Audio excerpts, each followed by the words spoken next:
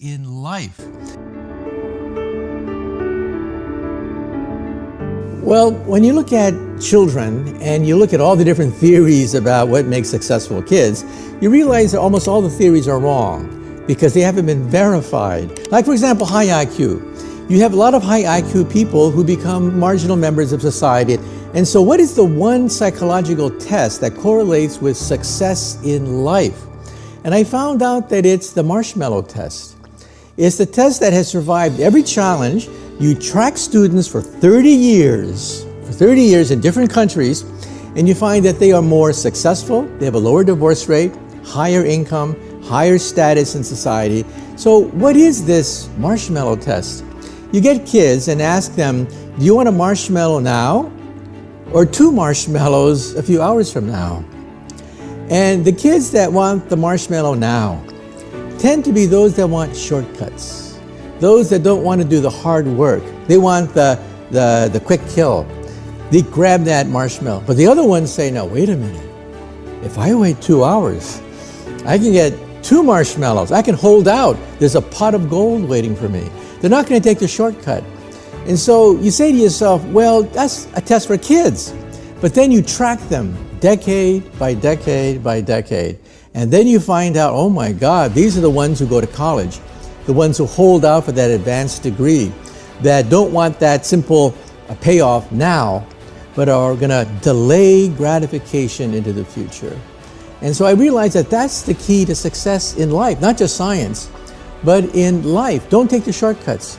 I realized every time I was struggling with all these equations, there was that pot of gold out there. I wanted to understand Einstein. I wanted to understand the quantum theory. I wanted to be at the cutting edge of science, even if it meant that I had to, not go play outside. I had to sit in my chair and simply crank out the math. You got to pay your dues. And I think, when I think about Einstein, he spent the last 30 years of his life chasing after the theory of everything. He spent 10 years of his life chasing after what we now call relativity. When Einstein was 16 years old, he asked himself a simple question: can you outrace a light beam? It took him 10 years to solve that problem. When he was 26 years old, he figured it all out, and that was relativity. And that changed the entire world. So talk about a marshmallow. Here's a man who said he's going to spend 10 years of his life answering a question, can you outrace a light beam? And the answer is no. The speed of light is the ultimate velocity in the universe. Einstein is the cop on the block. So here's a man who really held out for that marshmallow. We physicists are now probing the thought processes of the human brain. We want to know about what is mental illness. We want to know what is schizophrenia. Why does the brain go crazy? And what is the creative process? And what is intelligence? And what we find out is that when we compare ourselves to animals, we realize that our human brain really is different from the animals. First of all, we have alligators. Alligators understand space. Very good understanding of space. They find prey, they find mates. They know where they are in terms of space. Then you have monkeys, and then you have mice, and then you have dogs. They're social animals. They have not just spatial hierarchy, they have social hierarchy. They know who's the top dog. They know how to defer to other members of the tribe. That's social consciousness. Then what do we have? If animals like alligators have spatial consciousness, if dogs have social consciousness, what kind of consciousness do we have? And I did some research on it, and I found out that what we have in the brain that is different from animals is we understand time.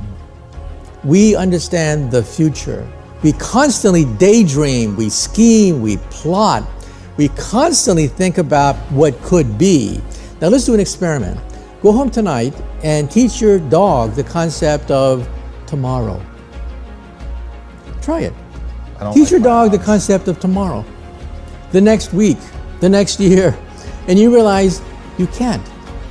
Animals live in the present. And that's what I think intelligence is. Intelligence is being able to map the future, simulate the future. So if you get an experiment of people with low IQ and high IQ, put them in the same room, and you give them the same job, rob a bank. You'll find out that the low IQ people probably do a much better job of robbing a bank, plotting the bank robbery, than high IQ people who get all messed up with legal implications and stuff like that. The point is that you can have some very smart robbers because they see the future. And that's what we humans do that animals cannot. We constantly daydream. We constantly create worlds that don't exist.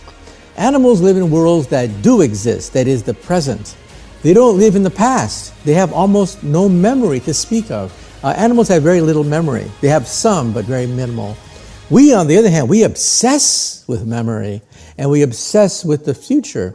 And to me, that's what intelligence is. The ability to see the future, to simulate the future in complex, realistic ways. Well, you know, right now there's a national debate about jobs. National debate. People are hurting right now. And where do jobs come from? Where does prosperity come from? First of all, if you talk to a lawyer would say that prosperity and money comes from lawsuits. You sue Peter to pay Paul. I'm a scientist. We say that wealth, all this wealth we see around us, comes from science and technology.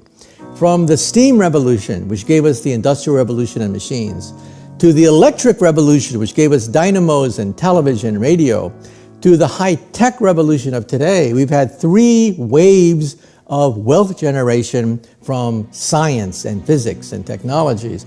Now we're entering the 4th wave, artificial intelligence, biotech, and nanotech. These are going to be the drivers of wealth generation. So I tell young people, if you want a job of the future, go with the wave. The 4th wave beyond steam power, electricity, and computers. The 4th wave is artificial intelligence, nanotech, and biotech. That's where the jobs are going to be. Well, my fundamental philosophy is, if it's not fun, don't do it. It's got to be fun, because ultimately that's what keeps you going. This is the problem that I can sink my teeth into. And I would rather work on one big problem and fail than work on lots of little problems and succeed. Some people ask me, well, what is the meaning of life then? And I say to myself that if somebody gives you from up high the meaning of life, it's too easy. I mean, is that all? Somebody gives you the meaning of life from the heavens? My attitude is that it's self-discovery. We have to reinvent ourselves. That the meaning of life is rediscovery. That we have to recreate ourselves rather than having it given to us from a celestial being in outer space.